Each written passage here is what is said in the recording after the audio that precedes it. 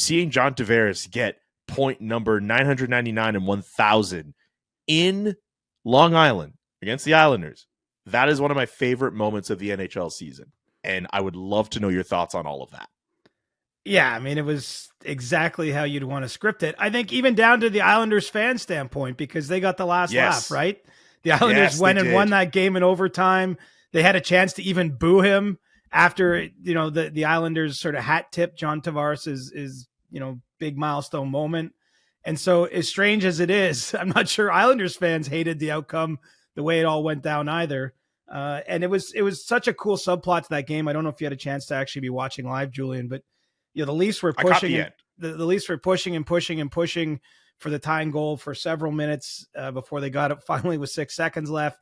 Tavares had a few good looks himself, or was involved in plays where he was clearly going to get an assist if one of his teammates put it in. And then, you wondered if it was going to happen. They kept showing his dad. The Leafs were having their dad's trip at the time. So that they're panning to the box, and you can see Joe Tavares there, and you could tell he was feeling the gravity of it all, that he knew what was at stake. Obviously he knows the history and what's gone on. He's hearing his son booed every time he goes back and plays a game on Long Island. And so it really was a neat moment. And then of course the Leafs, as teams have often done, had permission from the league to empty their entire bench. So on top of everything, Morgan Riley gets the goal, Tavares with an assist with 6 seconds left in a game to send it to overtime. And then the Leafs bench empties and the crowd goes negatively nuts. And, I got to save my 2 cents here, Julian. I don't know where you land on this. There's so much debate, specifically in the market I live in here in Toronto, but I got no problem with John Tavares being booed. And I actually don't have any problem with him being booed in that moment or when the Islanders are recognizing him. Like, to me, it's actually a sign of respect. From in a roundabout way from that crowd. It just says that you mattered here and that you remembered here. I mean, they're still booing him 5.5 years, 6 years after he left in free agency. I mean, to me, first of all, that kind of passion is what keeps us all employed. But secondly, it just says that you mattered and you still matter and you still, it still sits with us. Like, I think, it's if you are forgotten entirely, that's maybe when it's almost more disrespectful. I think the fact it's become a cause. I say keep doing what you're doing, Islanders fans. Not that I'm telling you to boo John Tavares. I like John Tavares. Nice guy, great guy to deal with over the years. But I'm just saying express what you want to express as long as it's within the lines. And I think booing is well within the lines of fan conduct. I couldn't agree more. In fact, the Islanders fan base has kept this up for so long.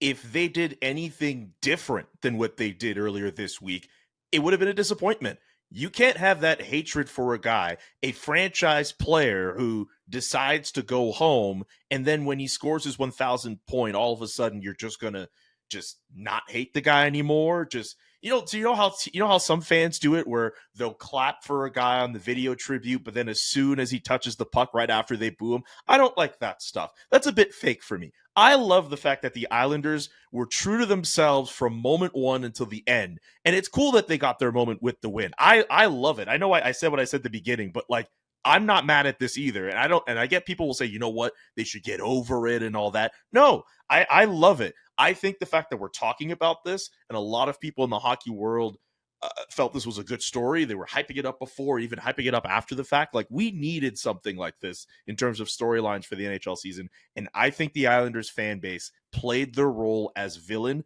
to perfection.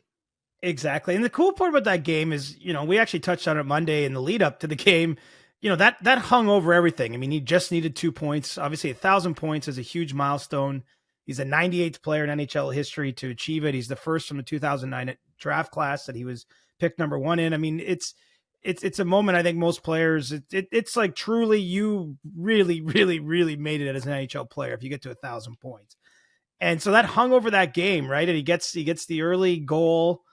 And so it sort of sets up for the next, whatever it was, a period and a half from that point on, that, he's just 1 point away. And then for it to go down kind of as dramatically as it did, I have to say, like, I do think that's what makes sports worth watching too. That because, anyone watching that game, the announcers were reminding you of it, but you're thinking, like, is he going to do it? Will it happen? What will happen? I thought it was perfect. It's funny. I was surprised how many people though are against it. I did a TSN radio hit on Tuesday morning with Carlo Koliakovo, a former NHL player. He clearly didn't like it. I don't want to speak for Carlo. I think he might have tweeted about it, but he didn't like the boos. He thought it was lacking a certain class. I mean, to me, I think it's awesome. And I really don't think John Tavares cares. Like, you saw the way his teammates reacted. That's something he'll love. You saw the way all the dads reacted. That's something he'll love. Even some of the Islanders players stood up on their bench and acknowledged it with a stick tap when he got to 1,000 games. Stick tap. Mm-hmm. All rights reserved, CJ show. But, I'm just saying that, like he got the respect from the people he would want that respect from. And I think everything else is kind of just noise. And I love that there was so much noise. And then, of course, if you're an Islanders fan, you watch your team, walk it off in overtime, as Steve Dangle predicted before it even happened, the as he called it, the leafiest way for this to all play out. I thought it was one of those cool games in the regular season, which, stand out. There's a lot of games every night. A lot of them blend into the ether, but that was a pretty memorable set of circumstances that all conspired together there. Absolutely. One last question before we get to sports interaction. Now that John Tavares is at that 1,000 point threshold, what do you make of his Hall of Fame candidacy when it's all said and done for his career? He very much has a strong case already. And that might come as sort of a surprise to some people, but look at it. I mean, he's a couple times been a finalist for the Hart Trophy. To play 1,000 games, have 1,000 points, he's up over 400 goals, with, I think, a real chance to get to 500. I mean, those are the kind of thresholds that get you in the door. And then you add to the fact that he's been Mr. Team Canada, especially back in the World Junior days, but also in going to the World Hockey Championship. He's got a pretty good international resume at this point in time. And, I think the thing that stands out to me is he's still got a number of potential years to add to all these totals and to all these things. And, sometimes Hall of Fame might be a little bit narrative driven too. It's not just the straight up numbers. I mean, he's got a chance to still be the first Leafs captain to lift the Stanley Cup since 1967. That's not a prediction or a prophecy, but he's in the position to do something special still, right? And, for all the noise that's accompanied this Leafs season, they actually find themselves in a pretty good spot given the injuries that they've endured.